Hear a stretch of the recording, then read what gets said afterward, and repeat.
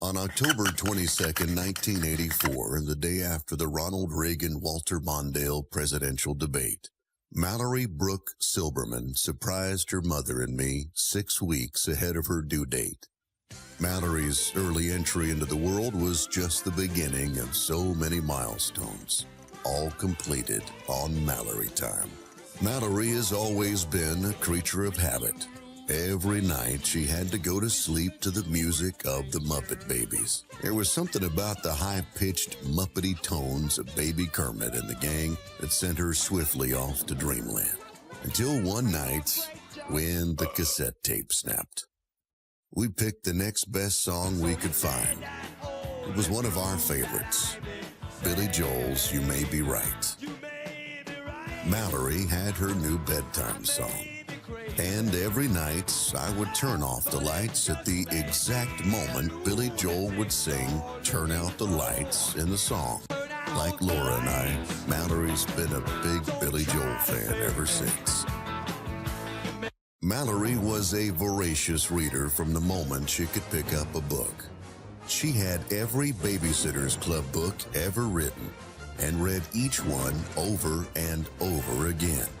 She swears this is what helped her achieve such a high SAT score.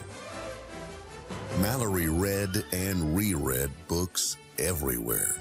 At home, in the shower, on vacations, anywhere and everywhere. Over the years, our family took some incredible vacations throughout the American West. As we would drive through the red rocks of Sedona, through Yosemite or Monument Valley, Mallory was right there in the back seats, head buried in a book. We always told Mallory that she could be anything she wanted to be. When she couldn't decide, I challenged her to become the first ever multilingual doctor, lawyer, tennis-playing golfer, who was also an international multimedia writer and radio TV personality, and a superhero. After listening to my harangue for such a long time, Mallory ended up figuring it all out on her own. Being well-read undoubtedly helped her at Syracuse, where she double majored. This is where her writing skills were honed. But that wasn't the end of her formal education. Law school was next.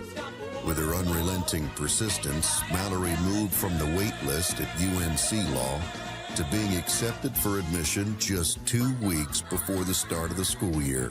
She thrived in law school and was honored at her graduation. We should have known that Mallory would turn out to be a lawyer. She could always take any side of a debate and wear you down to capitulation with her determination to make a point and continually argue it, and argue some more. Over the years, Mallory had lots of boy friends. They were her best friends, her teammates, and her roommates. True love finally found her when she met Nathan, or as she calls him, Bear. Funny, I've wondered exactly which bear inspired her to come up with that pet name. Fozzie, Yogi, Smokey, Boo Boo, Paddington, maybe Winnie the Pooh.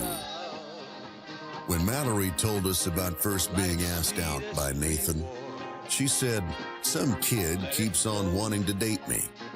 Well, eventually she gave in, and I knew it was serious when he kept surprising her with flowers, which he still does.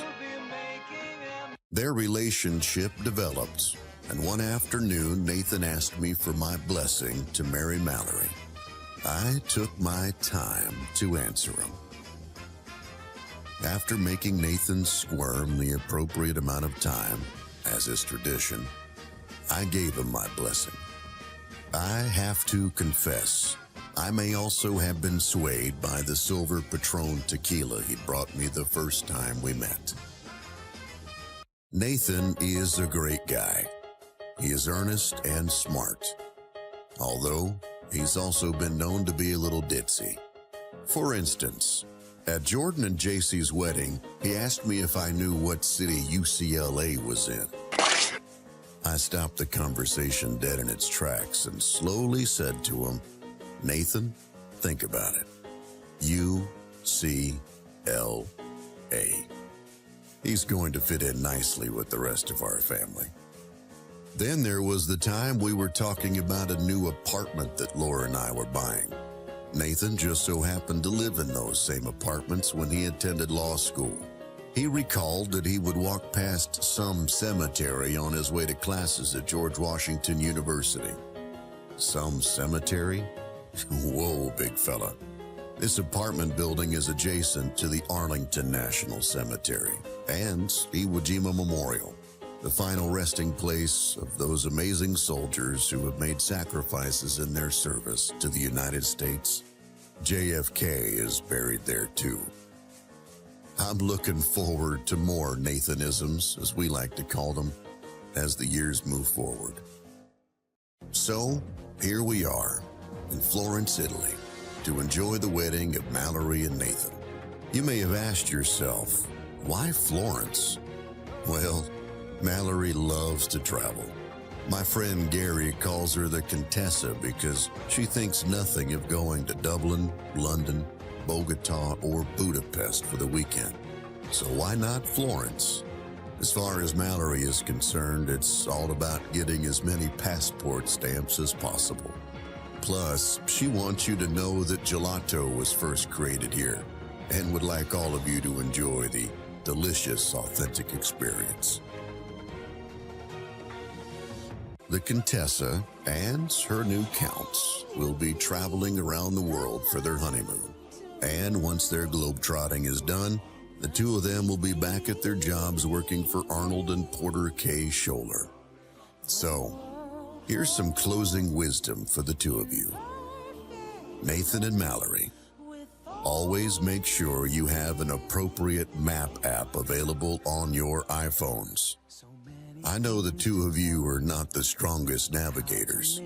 Like when you both almost stepped onto a flight to Florence, South Carolina when you believed the flight was to Florence, Italy. When Mallory told me about that potential mistake, I felt just like Scooby-Doo saying, "Together, I'm confident you will find your way in this world. We are not losing a daughter. We are gaining a great son-in-law and tremendous comedy potential.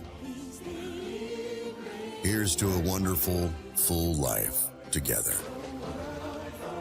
The circle of life continues as both the Silberman and Castellano families grow. Now, please rise and join the real voice and person of Barry in toasting the new couple.